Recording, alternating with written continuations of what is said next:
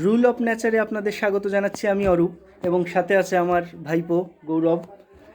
আমরা আজকে একটা বিশেষ প্রজাতির ড্রাগনের ওভারভিউ করতে যাচ্ছি, রিভিউ। সেটা হলো গডজিলা ড্রাগন। দেখুন, অন্য ড্রাগনগুলো থেকে শেপটা একদম আলাদা, যথেষ্ট পেকেছে। এখানে ক্র্যাক চলে আসছে।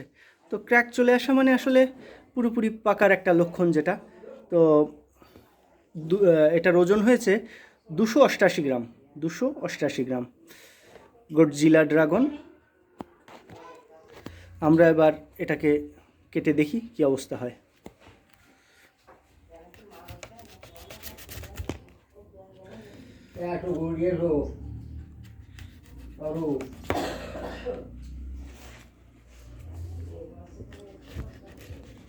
আমরা এটা কোটিং আছে গাছটার ভেতরে।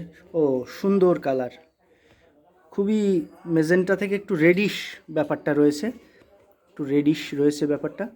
খুবই সুন্দর কালার, ফেদারগুলোও আলাদা, মোটামুটি যথেষ্ট গোলাকৃতি। এবার আমরা একটু টেস্টটা করে দেখব যে আসলে কেমন খেতে।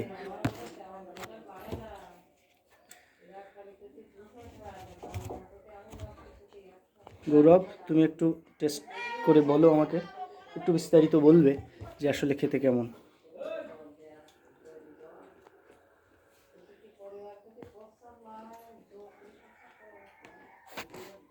তুমি তো অনেকগুলো ভ্যারাইটি খেয়েছো ইতিমধ্যে, তো একটু মিষ্টি কম লাগছে।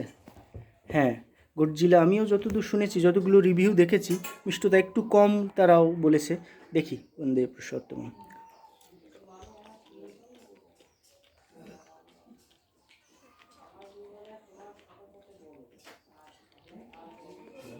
খারাপ না, শীতের ফল, মিষ্টতা রয়েছে যথেষ্ট।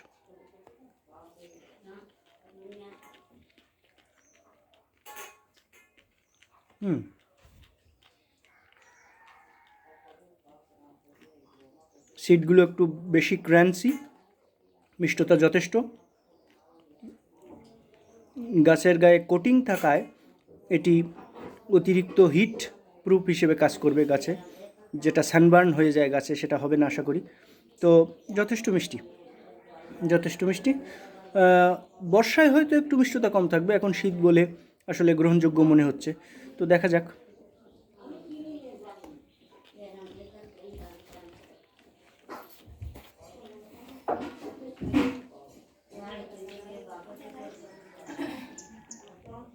গডজিলা ড্রাগন, ধন্যবাদ সবাইকে।